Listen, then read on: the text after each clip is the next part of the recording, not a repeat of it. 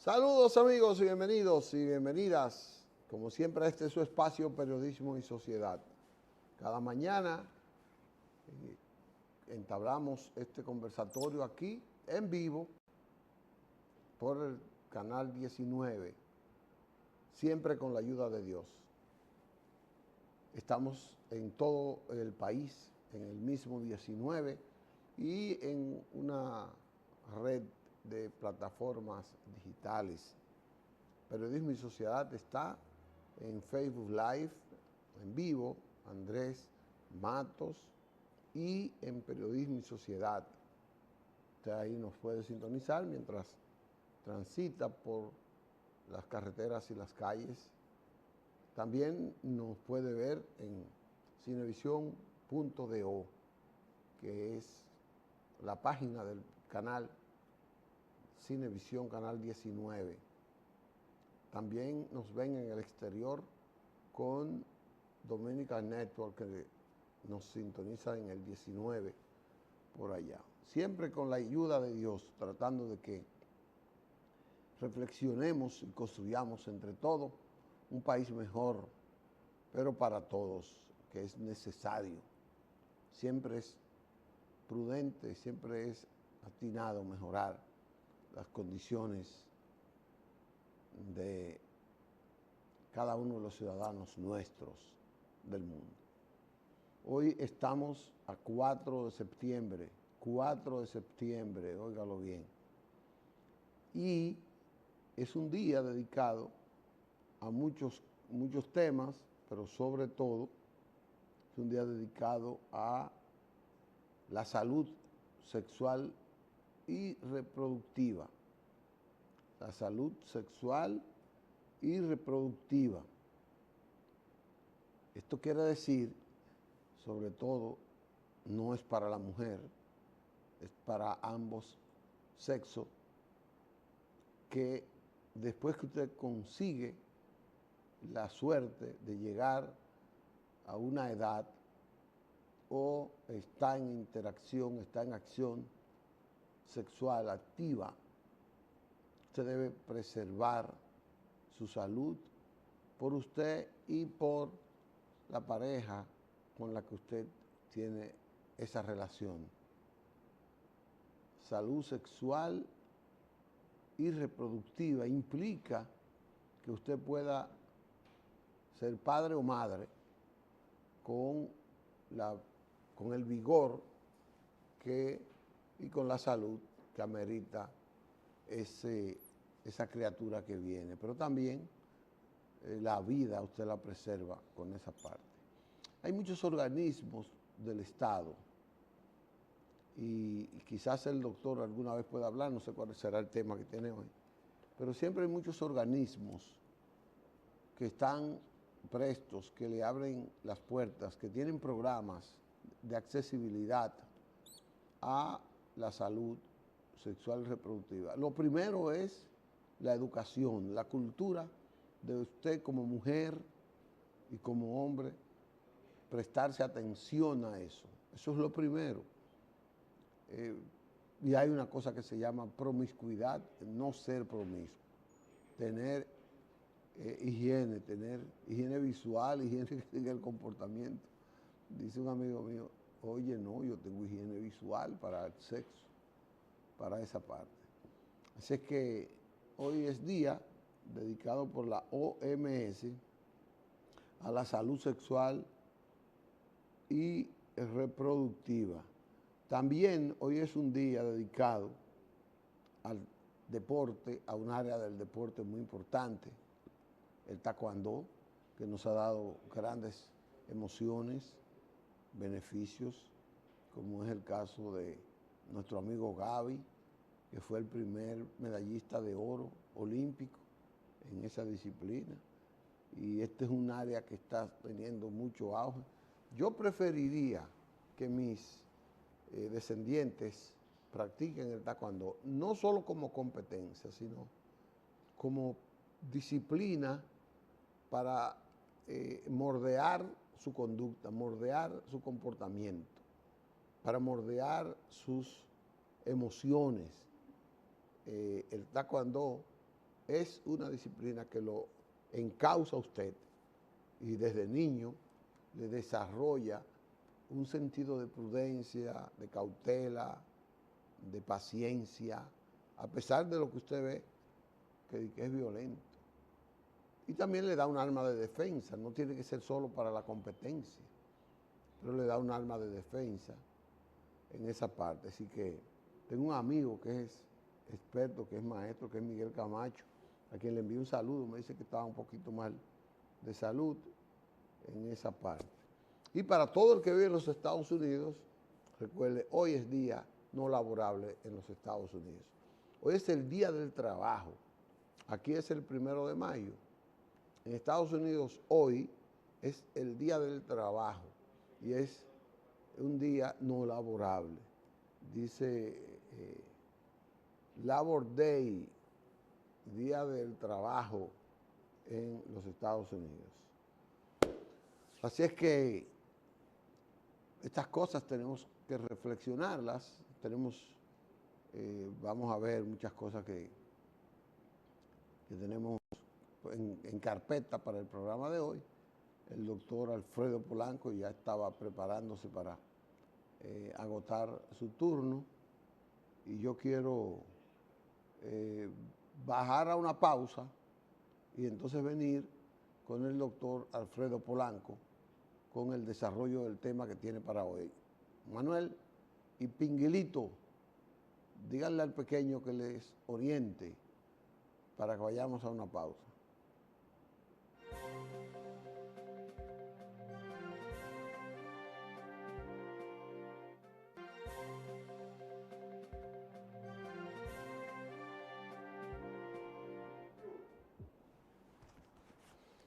Bueno, regresamos aquí con ustedes. Está en línea ya el doctor Alfredo Polanco, que tiene hoy un tema interesante sobre salud. Doctor, buenos días. Buenos días, Licho. Buenos días a todos nuestros amigos televidentes que como cada lunes, bueno, específicamente todos los días, pero los lunes están pendientes de un tema médico. En el día de hoy, pues, como siempre, tratamos de llevar un tema acorde con lo que es la conmemoración de un día médico. Por ejemplo, salud sexual y reproductiva, quisimos traer el tema de la infección por VIH-Sida. Es un tema poco tocado y consideramos que es bastante importante hablar sobre la infección por VIH-Sida. El VIH, que es, como se le llama, virus de inmunodeficiencia adquirida, es el virus que se produce lo que son la manera del síndrome de inmunodeficiencia adquirida, SIDA. Un virus que en la década de los 80 causó bastantes estragos a nivel mundial, ya que el primer caso detectado fue en el año de 1981, pero no se sabía qué era lo que causaba esta enfermedad, donde se deprimía el sistema inmunológico, donde las personas que la padecían tenían enfermedades oportunistas como son infecciones pulmonares, infecciones micóticas, es decir, infecciones por hongos. Con frecuencia el paciente tenía neumonía, tuberculosis, tenía también cáncer, o sea, un paciente que su sistema inmunológico se debilitaba, enfermedad diarreica, etc. Pasaron 3 años para ya detectar o hacer un método en el cual se podría diagnosticar ya la enfermedad y se creó el reactivo y se pudo diagnosticar la infección por el virus de inmunodeficiencia adquirida SIDA, que es cuando el paciente tiene todas las manifestaciones clínicas de la enfermedad. A lo largo de los años, miren que ya han pasado 42 años de los primeros casos de VIH. Esta enfermedad se presentaba básicamente en pacientes homosexuales, hemofílicos, pacientes que consumían drogas, pacientes promiscuos, a propósito del tema de salud sexual. Posteriormente fue abarcando un segmento más amplio de la población. Habían países que eran más afectados que otros y todavía ocurre así, ya que epidemiológicamente en el continente africano existe la mayor población de pacientes infectados por este virus. O sea, actualmente, según la Organización Mundial de la Salud, hay 39.6 millones de pacientes con el virus de inmunodeficiencia adquirida.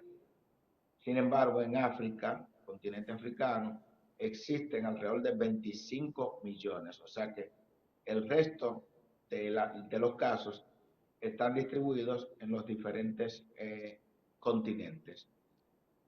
¿Cómo se transmite esta enfermedad? Porque es bastante importante nosotros hablar de la forma de manifestación de cómo se transmite la enfermedad. Importante que la población sepa que el VIH-Sida se transmite básicamente a través de las relaciones sexuales. ¿Por qué? Porque el virus se encuentra ampliamente en todas las secreciones de nuestro cuerpo. Por ejemplo, se encuentra en el semen, en el líquido vaginal, se encuentra en la sangre, bastante importante, pero generalmente a través de las relaciones sexuales promiscuas es la forma más fácil de transmitir este virus. También se puede transmitir por pinchazos de agujas contaminadas. Por eso una de las primeras poblaciones infectadas por este virus eran los pacientes drogadictos que compartían agujas y concomitantemente tenían infección del VIH-Sida, también tenía infección del virus de la hepatitis B y virus de la hepatitis C, que se transmiten prácticamente de la misma manera. O sea, que son consideradas como infecciones de transmisión sexual o ITS. O sea, que es bastante importante tomar en cuenta eso. Hay que señalar que un paciente adquiere el virus de inmunodeficiencia humana y podría permanecer asintomático, o sea, no presentar ninguna sintomatología durante muchos años. En ese periodo de tiempo, ese paciente puede contaminar a otras personas. Entonces, ¿por qué? Porque mientras ese paciente, pues su sistema inmunológico todavía no esté deprimido, no va a presentar lo que son las manifestaciones clínicas del VIH, que es lo que se le llama SIDA. O sea, el paciente puede tener VIH positivo y no tener SIDA, que no es lo mismo. Si el paciente tiene SIDA, cuando ya su sistema inmunológico está deprimido, ya que este virus invade lo que son los linfocitos, que son las células que defienden a nuestro cuerpo. Como el virus invade los linfocitos o células defensoras, nuestro cuerpo se queda a merced de cualquier tipo de infección. Sobre todo, por ejemplo, todos los pacientes que tienen tuberculosis, ¿qué tenemos que investigar? Tenemos que investigar que tenga SIDA. El paciente que tiene, por ejemplo, una enfermedad diarreica de larga evolución, que tiene 3, 4, 5 semanas con diarrea, pérdida de peso, malestar general, dolor de cabeza, infecciones por hongos, ¿qué tenemos que investigar? Que ese paciente posiblemente podría tener una infección por el virus de inmunodeficiencia adquirida. Con respecto a cuándo se puede detectar el virus del SIDA en nuestro cuerpo, una persona pudo haber adquirido la infección por el VIH hoy y hasta no pasado más de 28 días, el paciente tiene un virus indetectable. Entonces, en ese periodo de tiempo que el virus no se detecta, ese paciente es contagioso. O sea, podría contagiar a otra persona. ¿Por qué? Porque simplemente la infección por el virus de inmunodeficiencia humana se podría manifestar como un simple proceso gripal. Este paciente aparentemente no tiene nada, se le puede hacer la prueba de detección de VIH y va a salir negativa, pues todavía no hay una gran cantidad de anticuerpos del virus y por eso podría salir negativa. O sea, pasado ya ese periodo de tiempo, se le hace la prueba al paciente y va a salir positiva. Ojo con esto. Siempre que un paciente salga con una prueba positiva al virus de inmunodeficiencia humana, siempre debe de hacerse una prueba confirmatoria. O sea, por el hecho de que a usted le hicieron una prueba rápida de VIH, no, usted no puede decir todavía que está infectado por el virus de inmunodeficiencia humana, pues pueden haber lo que se llaman falsos positivos. Por eso siempre la prueba debe de confirmarse. Hay una prueba confirmativa y ya ahí el paciente sí, el psicólogo, su médico de cabecera, llaman al paciente y le informan de la situación. Es importante señalar que ese paciente, por ejemplo, que ya nosotros tenemos detectado como que es un paciente VIH positivo, es un paciente que, gracias a los modernos avances de la ciencia, de la medicina, es un paciente que posiblemente no muera por este problema. ¿Por qué? Porque si bien es cierto que todavía no tenemos una cura para la infección por VIH, pero sí tenemos tratamientos que anteriormente era bastante difícil porque el paciente tenía que utilizar 3 y 4 medicamentos con múltiples efectos secundarios. Actualmente el paciente con una sola tableta donde se combinan varios medicamentos puede llevar una vida prácticamente normal sin tener incluso eh, contagiar a su pareja. Es decir, que un paciente que los niveles, por ejemplo, que ya ha utilizado el tratamiento, que tiene que usarlo de por vida, los medicamentos para el manejo del VIH, ese paciente ya puede tener relaciones sexuales con su pareja y no transmitir la enfermedad. Y tenemos que hablar de esto, Licho, porque por ejemplo la población común no conoce de esto y por eso es importantísimo incluso que los organismos del Estado, el Ministerio de Salud Pública, lancen campañas de orientación. ¿Por qué? Porque podemos tener pacientes que han sido diagnosticados con VIH-Sida, aunque esta es una enfermedad de notificación obligatoria. Entonces, ese paciente tiene que ir a Conavicida y a ese paciente se le van a facilitar todos los medicamentos de manera gratuita y ese paciente pues puede llevar una vida completamente normal. O sea, que puede estar con su pareja, puede tener relaciones sexuales y ese paciente no va a contaminar. Lógicamente, si ya ha usado su tratamiento para que no se vaya a malinterpretar. Con respecto a lo que dice la Organización Mundial de la Salud, es que se presume que ya para el 2030, si continuamos como van los avances, posiblemente ya tengamos una cura para el SIDA. Pero mientras siguen los avances, los pacientes que son detectados, que han sido detectados con VIH positivo, lo que tienen que ir al organismo correspondiente y buscar su tratamiento, que es bastante importante. Por ejemplo, esta prueba a todos los pacientes que van a donar es una prueba obligatoria. O sea, por eso es prácticamente, es muy difícil que a través de transfusiones sanguíneas a un paciente se le pueda transmitir el VIH. Esto lo digo porque muchos pacientes que requieren transfusiones sanguíneas, pues en ocasiones se niegan a recibirla y hay pacientes que han preferido incluso que han estado bastante graves, ya cuando están al punto de fallecer, es que piden que se le transfunda una sangre. Las sangres son seguras. Pocas posibilidades hay de que a un paciente se le transmita el VIH, el virus de la hepatitis B, el virus de la hepatitis C, lo que es la sífilis también. ¿Por qué? Porque toda la sangre que se va a transfundir tiene que ser procesada y se le deben de realizar todas estas pruebas para detectar que ese donante estuvo completamente negativo.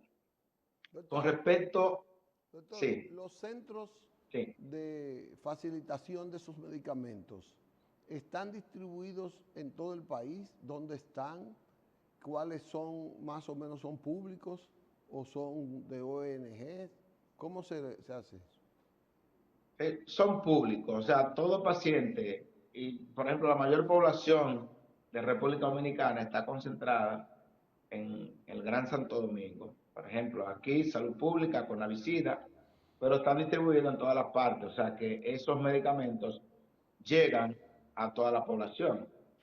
Si mal no recuerdo, creo que el 80% de los pacientes diagnosticados con VIH o más en República Dominicana están recibiendo tratamiento. O sea que este es uno de los países donde pues hay acceso a esos medicamentos y todo el que se ha diagnosticado pues debe de ir al departamento correspondiente. ¿Por qué? Porque, por ejemplo, hay una cosa. Nosotros no hacemos la prueba de VIH, pero usted firma lo que se llama un consentimiento informado. Hay lo que se llama la confidencialidad, donde, por ejemplo, una persona que sale positivo, no se le dice, usted salió con VIH, no. Tiene que haber una conserjería. Donde no lo hacen así, está mal. Deben de decírselo al paciente con un psicólogo y orientársele al paciente de que ya existen los medicamentos para el manejo del VIH-Sida, para que ese paciente tenga un virus prácticamente pues indetectable, o que la cantidad del virus sea tan poca que no exista la posibilidad de contaminar a otra persona. Por ejemplo, Licho, esto es bastante importante porque hay lo que se llama el tratamiento post-exposición. Me explico. Nosotros, por ejemplo, en el ámbito médico, tenemos que bregar con todos los pacientes, todo tipo de pacientes. Positivo para VIH, positivo para hepatitis B, hepatitis C y todo. Si recibimos un pinchazo de un paciente X, puede ser un paciente contaminado, por ejemplo, un paciente en un quirófano que sabemos que tiene el virus, nos pinchamos accidentalmente, pues ese personal que ha tenido una exposición accidental debe de recibir en las primeras 24 horas, 48 horas, el medicamento de prevención. O sea, es un medicamento que lo va a utilizar durante 4 semanas post exposición y ya ese paciente lo más probable es que no vaya a tener la infección por el VIH. Igualmente, hay personas, por ejemplo, que han tenido relaciones sexuales pues dudosas y seguido van al epidemiólogo, doctor, mire, o doctora, tuve un problema, ahí se le hace un interrogatorio, qué tipo de persona fue y todo. Y si el paciente o la persona amerita que se le suministren los medicamentos, pues se le van a suministrar la medicación post-exposición. O sea, nosotros por eso, si usted tiene una exposición accidental, si usted tiene un pinchazo y nosotros siempre se los decimos a nuestros médicos nuevos, los internos, preinternos de medicina, que son médicos que están entrando al ámbito hospitalario, que todavía no tienen la debida precaución, aunque nosotros siempre tratamos de orientar a esos médicos nuevos a siempre utilizar sus guantes cuando vayan a manipular fluidos, ver que todo paciente es como un posible paciente infectado, porque así que nosotros tenemos que verlo. Claro está que cuando se va para quirófano, usted tiene que hacerle las pruebas al paciente, lógicamente. O sea, esto es bastante importante. Pero todos los pacientes, nosotros, en la forma de tocarlo y todo eso, los fluidos, tenemos que manejarlo como si un paciente está contaminado. Con ¿Tiene algo que respecto, decir, doctor, ya al final? ok, con respecto a los pacientes que por alguna razón u otra no han querido ir a los centros de salud a buscar sus medicamentos por vergüenza, por temor, señores, existen los medicamentos. Tenemos una gran cantidad de pacientes en República Dominicana y el mundo tienen 5, 10, 15, 20 y 30 años con el VIH-Sida y están vivos y están saludables. ¿Por qué? Porque sobrepasaron aquella etapa en la cual no había medicamentos, en la cual los medicamentos eran un poquito difíciles y llegaron a la etapa, llegaron al milenio donde tenemos esos medicamentos que son bastante buenos, que son bastante seguros, que son tolerables por la mayoría de los pacientes y que lo más importante es que son gratis. O sea, usted no tiene que dar un chele por esos medicamentos. Es lo mismo que si un paciente tiene tuberculosis, usted no tiene que pagar ese tratamiento, porque es un tratamiento que se lo facilita el Ministerio de Salud Pública. Esa es nuestra Bueno, conclusión humilde. pues doctor, muchas gracias por este aporte que usted siempre nos hace cada lunes aquí en Periodismo y Sociedad. Vamos a decirle que estará subido a YouTube y que podrán accesar en YouTube, en Periodismo y Sociedad RDTV, para que pueda verlo en extenso a la hora que usted pueda ese programa y también en el link lo podemos reproducir en distintos horarios. Doctor, muchas gracias. El día está lluvioso, cuídese porque la situación está. Doctor, quiero que me regale 2 minutos. Yo sé que usted tiene poco tiempo. Usted advirtió sobre la aparición de un brote de dengue fuerte, masivo. Y esta semana se manifestó ese brote. Se habla de que hay 5.000 camas, casos ahí, y escuché a mucha gente decir que no encontró camas para ser ingresado en centros médicos, lo que quiere decir que el brote es real y que parece que va en aumento. ¿Qué usted nos puede decir sobre eso? Sí, precisamente durante este fin de semana he dormido poco. Bueno, mira, estoy en la clínica desde temprano. Ayer me pasé casi el día entero en la clínica, el sábado también, el domingo, y la mayoría son casos febriles, posible dengue. Y tenemos ya muchos pacientes con dengue. Yo aquí mismo tengo, yo como médico, yo solo, tengo 5 casos con dengue. Imagínense usted los otros médicos aquí en esta clínica. O sea que la mayoría de los pacientes que están llegando con síndrome febril presentan el dengue. O sea, estamos abarrotados. Por eso vamos a decirle a las personas que vamos a tener que cuidarnos, utilizar los repelentes. Miren, por ejemplo, el día de hoy está lluvioso. Tratemos de no acumular agua estancada, porque lo más importante, señores, son las medidas preventivas. Y de no tener medidas preventivas, lamentablemente, vamos a tener un incremento del dengue y algunos de los casos de dengue, lamentablemente, se complican. Eso Bueno, es lo que tenemos que decir. no le robo más tiempo, doctor, a los pacientes suyos que lo están esperando ahí. Muchas gracias y nos veremos el próximo lunes con otro tema tan interesante como este que usted nos ha traído en el día de hoy. Hasta la próxima, doctor Alfredo Polanco. Bueno, hasta el lunes. Hasta luego. Bye.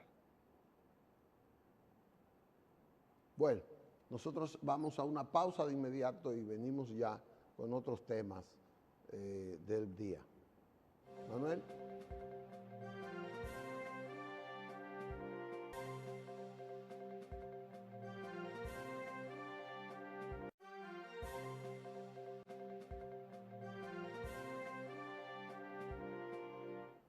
Bien, regresamos con ustedes en esta parte del programa, ya la parte final.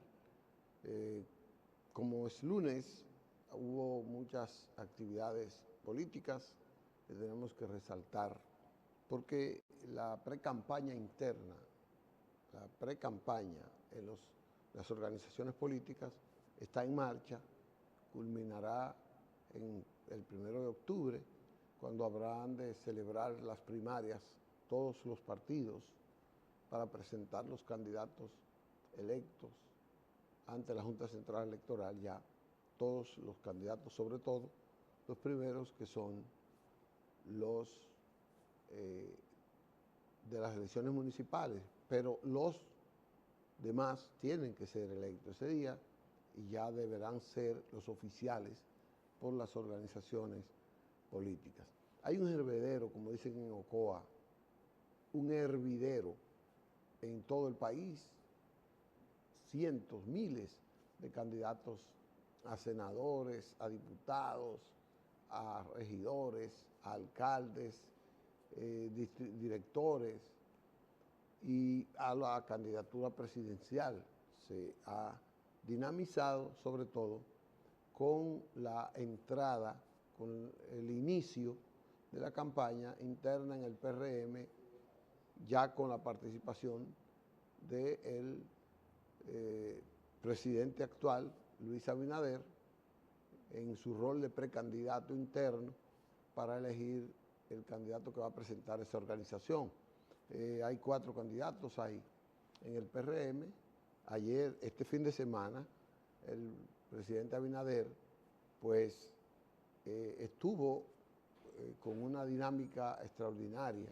Hizo 4 actos, pero esos 4 actos son como 10, porque usted moviliza toda una demarcación electoral y más o menos como usted ve el presidente, yo hube de pasar, porque no fue que entré, por una, y había tanta gente adentro como fuera, que fue la de ayer en el Parque del Este. Esto fue, mira, yo me fui porque yo no puedo estar entre tanta gente, así, porque me da cosa. El pequeño me dijo que no asista a todas esas actividades así, tan masivas, así, y yo escucho al pequeño. Tengo unas imágenes que Manuel les va a colocar para que ustedes vean por lo menos 2 de esas actividades que realizó el presidente Luis Abinader en su rol de candidato presidencial. Hay que ver que el PRM es el único partido que está eligiendo sus candidatos por primarias. Es el único, los demás lo van a celebrar por encuestas, lo van a celebrar por reserva, por una serie de mecanismos legales todos, lo que quiere decir que no tendrá objeción, pero el PRM ha decidido hacerlo con el voto de su militancia inscrita y fue a la primaria. Manuel, vamos a ver los videos, vamos a ver cuál tiene primero, vamos a escuchar ese.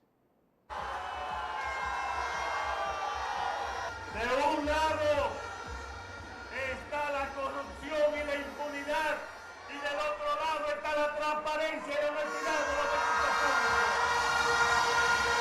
De un lado están los que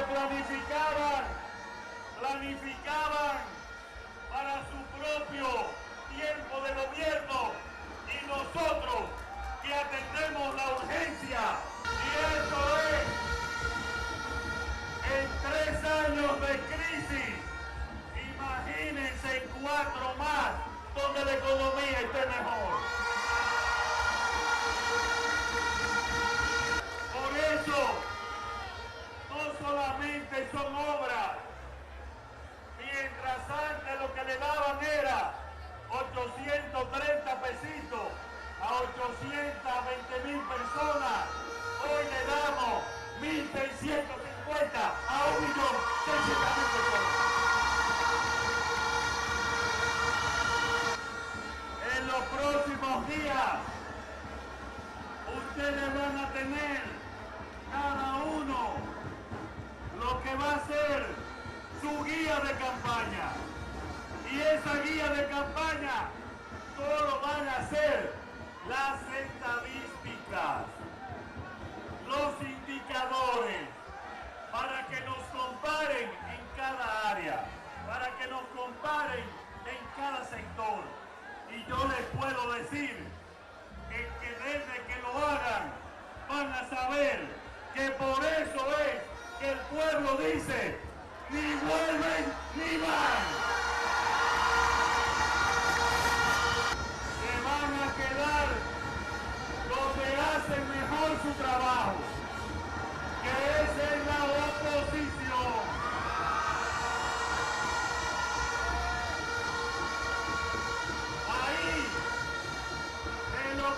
oposición pueden gritar, pueden mentir, pueden exagerar, pero no le van a poder hacer daño al pueblo dominicano.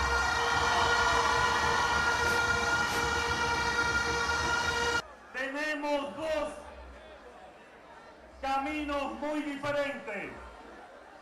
Volver al pasado, volver a las tinieblas, volver a la corrupción, volver a la impunidad, volver a la ineficiencia, o caminar en un camino de luz, de esperanza, de solución, de transparencia, de honestidad. Ese es el camino.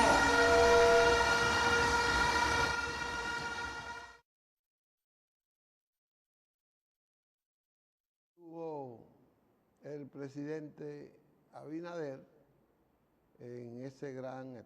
El presidente fue inteligente y definió en 6 o 7 puntos que usted puede esbozar qué es lo que él quiere. Primero, ustedes recuerdan que uno dice que él escogió como su opositor favorito, que fue al presidente Leonel Fernández.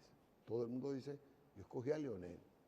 Entonces él ahora se está comparando, él dice, de un lado está la corrupción, es decir, el candidato que él entiende que es más fuerte, y la alianza que él entiende como que sintetiza la corrupción, sintetiza la impunidad, sintetiza las tinieblas, sintetiza el retroceso.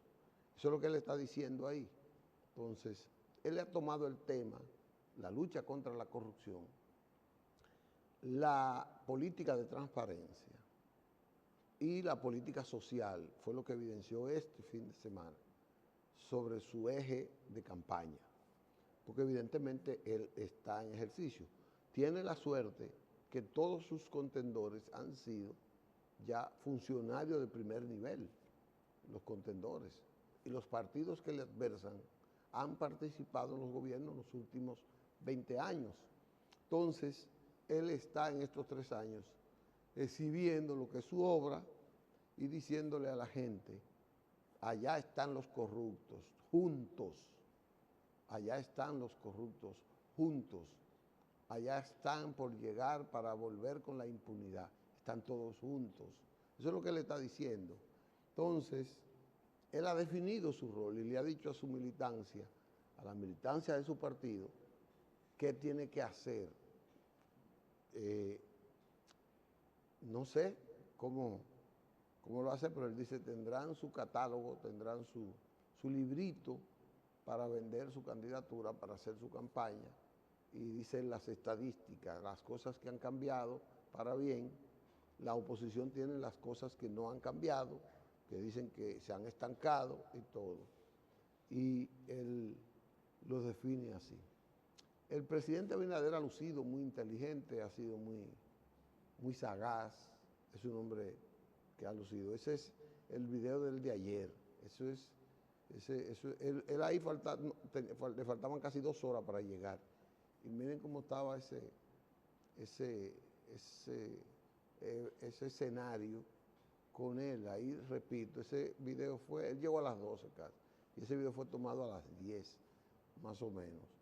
Lo que quiere decir que este hombre tiene un perfil de motivación, un perfil de entusiasmo y de entusiasmar a su gente que, bueno, vamos a ver los demás candidatos cómo le va a hacer. Evidentemente él está en ventaja, él está en el gobierno, está ejerciendo el gobierno y está ejerciendo una política. No quiere decir que él esté usando los recursos del Estado, él está usando lo que ha sido su política, como la oposición le enrostra a su política, porque es que tenemos que estar claros, la oposición le va a reclamar, a sacaliñar las cosas que entiende la oposición que no ha hecho.